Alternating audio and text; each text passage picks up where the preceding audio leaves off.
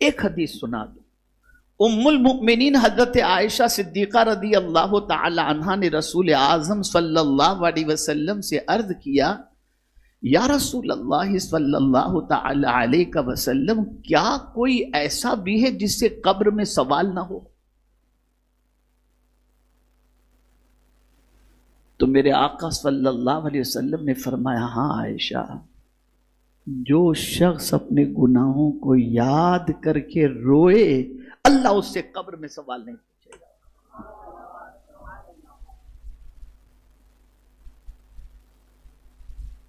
سب سے بڑی مصیبت گناہ ہے، اور جسے آج کے دور میں انسان مصیبت سمجھتا ہی نہیں ہے بلکہ گناہ میں ہی راحت تلاش کرتا ہے، جو سب سے بڑی مصیبت ہے، بلکہ مصیبت کی جڑ یہی ہے. تو مولا علی کرم اللہ تعالی وجہہ الکریم فرماتے ڈرنا ہے گناہ سے ڈرو، اگر ہو گیا تو معافی مانگو، معافی مانگو، توبہ کرو اللہ کی بارگاہ کے اندر، اور یہ سوچو کہ کہیں اس گناہ کے انجام میں اور سزا کے اندر کسی بڑی مصیبت میں ہم گرفتار نہ ہو جائیں. اسی لیے فرمایا کہ جلدی، اگر حضور نے فرمایا کہ کسی چیز میں جلدی کرو تو حضور نے فرمایا توبہ کرنے میں جلدی کرو. اجلو توبہ، توبہ کرنے میں جلدی کرو، اس میں تاخیر مت کرو. اور اسی میں آدمی تاخیر کرتا ہے. تو پہلی بات مولا علی نے کتنی پیاری فرمائی، یعنی وضاحت میں تو دیکھتا ہوں تو عقل دنگ. کوئی فرد ہرگز ہرگز نہ ڈرے. کیا فرمایا؟ بولیے. ہرگز ہرگز نہ ڈرے مگر گناہ سے. پتا چلا تم کسی اور چیز سے ڈرو ہی مت. ڈرنا ہے تو گناہ سے ڈرو، اس لیے کہ اگر تم گناہ سے ڈر گئے اور گناہ سے رک گئے تو تمہارے سارے کام اللہ خود بخود بنا دے گا. اب اسی پر میں اگر گفتگو کرنا چاہوں تو بڑی لمبی گفتگو ہو سکتی ہے. جو گناہ سے ڈرا، نیکی پر ایک جنت، گناہ سے ڈرنے پر 2 جنت. وَلِمَنْ خَافَ مَقَامَ رَبِّهِ جَنَّتَانِ، یہ قرآن کہہ رہا ہے. اور ڈر گیا گناہ سے، رک گیا گناہ سے، تو قرآن کہتا ہے وَمَن يَتَّقِ اللَّهَ يَجْعَلْ لَهُ مِنْ أَمْرِهِ يُسْرًا. تمہارا کوئی کام کوئی بگاڑ سکتا ہی نہیں. جو اللہ سے ڈرا اللہ اس کے سارے کام کو آسان کر دیتا ہے، آسان کر دیتا ہے. تو پہلی بات جلدی جلدی میں سمجھا دوں، یہ آپ نے سمجھ لیا. ڈرنا ہے تو کس سے؟ گناہ سے. آج کے بعد کہیں گناہ کا خیر نہیں، ڈر جاؤ، نہیں نہیں مولا پکڑ کرے گا تو کیا ہوگا، کیسے جواب دیں گے اس کو. کہیں اس گناہ کی وجہ سے بڑی مصیبت نہ آ جائے، اس لیے گناہ سے بچو. اور یہ بھی بتا دوں کسی چھوٹے گناہ کو چھوٹا سمجھ کے کرنا بھی نہیں. ارے یہ تو چھوٹا گناہ ہے، نہیں. کسی بستی کو آگ لگانے کے لیے چھوٹی سی چنگاری کافی ہو جاتی ہے. بڑی بڑی بلڈنگوں کو ہم نے جلتے ہوئے دیکھا ہے، ایک چھوٹے سے شارٹ سرکٹ کی وجہ سے بلڈنگ جل گئی. ہوتا ہے نا.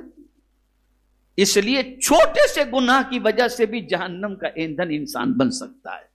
دوسری بات بہت پتے کی بات ہے، دوسری بڑی پتے کی بات.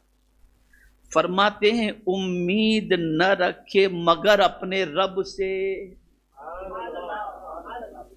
امید نہ رکھے مگر اپنے رب سے، یعنی نفع پہنچانے ضرر سے بچانے کی امید اللہ ہی سے رکھو، اور سب سے مایوس ہو جاؤ، سب سے مایوس ہو جاؤ، بس اسی سے امید رکھو. اور خدا کی قسم وہی ذات ایسی ہے کہ جب اس سے کوئی امید رکھتا ہے نا تو اس امید کو وہ ٹھیس نہیں پہنچاتا، اس بندے کی امید کو پوری کر دیتا ہے.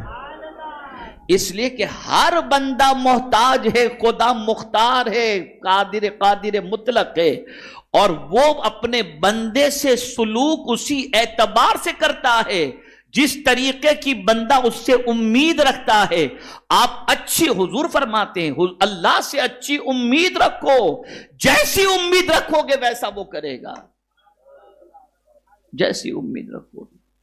ایک واقعہ عرض کرتا ہوں، دنیا میں ایک شخص بہت گنہگار تھا،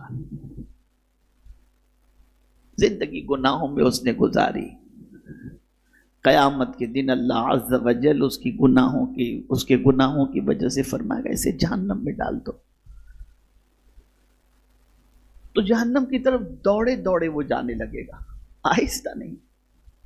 رب قدیر جل جلالہ فرشتوں سے فرمائے گا اس کو جہنم میں جانے کا حکم دیا گیا ہے، یہ دوڑ کر جا رہا ہے، ذرا بلاؤ کیوں دوڑ کے جا رہا ہے۔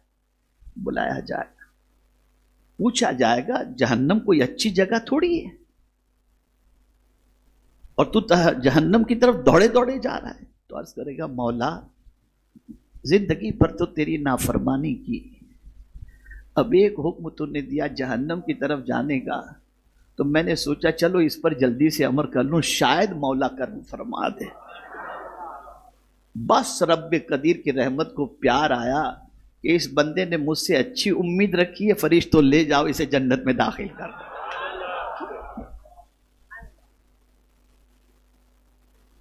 اس سے اچھی امید رکھو، اور امید حضور مفتی اعظم ہند علیہ رحمہ کہتے ہیں لا مطلوب الا اللہ، لا مقصود الا اللہ، لا معبود الا اللہ۔ یہ ہے،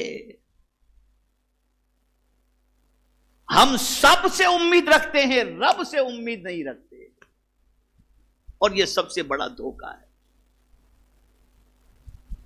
یہ سب سے بڑا دھوکہ ہے۔ تو مولا علی فرماتے ہیں اپنے رب سے امید رکھو، کامل امید رکھو، اسی پر بھروسہ کرو،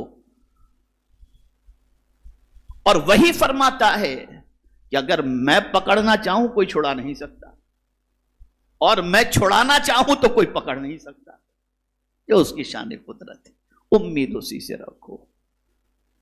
آج جو ہمیں تکلیف پہنچتی ہے نا، وہ انسانوں سے امید رکھ کر جتنی بھی تکلیفیں پہنچتی ہیں، یہ فلاں میرا بہت چاہنے والا ہے، بڑا لمبا لفافہ دے دے گا، اور بعد میں لفافہ آیا تو کھول کر دیکھے تو 200 روپے اس کے اندر تھے، کیا اس نے دے دیا۔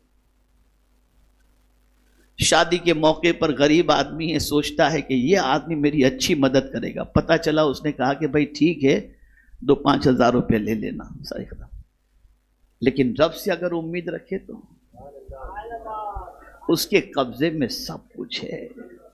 اور یہ جملہ زندگی پر یاد رکھنا، خاص طور پر ہمارے علماء جو یہاں بیٹھے، میں ان سے گزارش کرتا ہوں، دنیا کا انسان دے گا تو احسان جتائے گا، اور خدا دے گا تو کبھی احسان جتائے گا ہی نہیں۔ دنیا کے انسان سے مانگو وہ ناراض ہو جاتا ہے، اور خدا سے نہ مانگو تو وہ ناراض ہو جاتا ہے، اس لیے اس سے امید رکھو، اس سے امید رکھو۔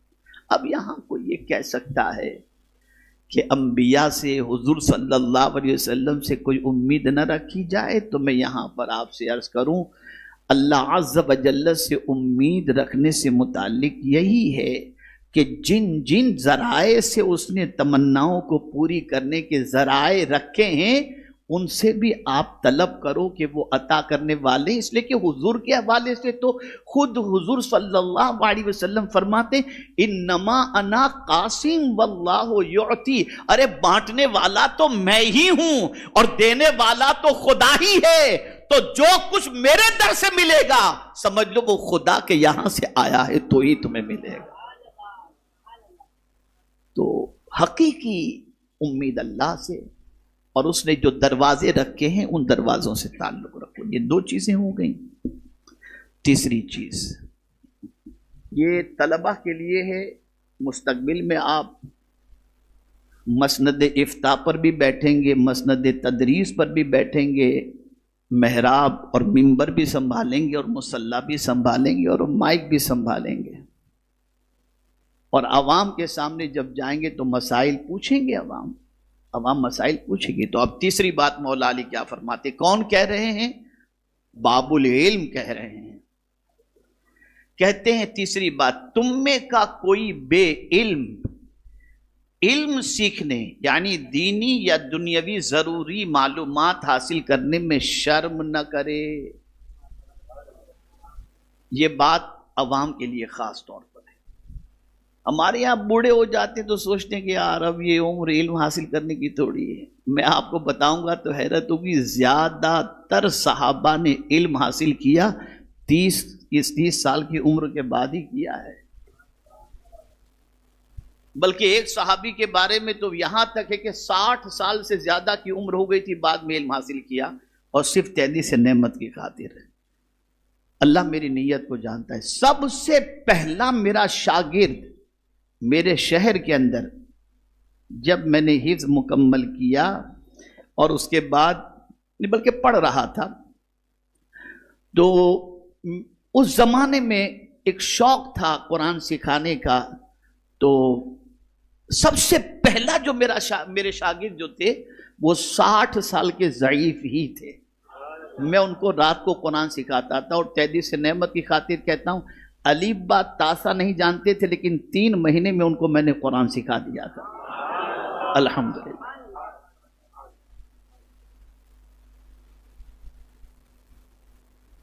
تو بوڑھے بھی ہو جاؤ، علم حاصل کرنے میں شرماؤ نہیں. اور میرا یہ پیغام ہر بوڑھے کو ہے، بھیا واٹس ایپ چھوڑو، یوٹیوب چھوڑو، اور قرآن سیکھنے کے لیے تیار ہو جاؤ. ان قریب انشاءاللہ آپ کو میری طرف سے یعنی تحریک کی طرف سے خبر ملے گی کہ ہم ان کے لیے کیا انتظام کر رہے ہیں. تو علم حاصل کرنے میں نہ شرماؤ.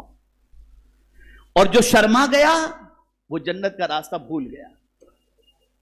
اس لیے کہ حضور صلی اللہ علیہ وسلم ارشاد فرماتے ہیں، جو علم کے راستے پر چلا اللہ اس کے لیے جنت کا راستہ آسان کر دیتا ہے. تو شرماؤ نہیں علم حاصل کرنے.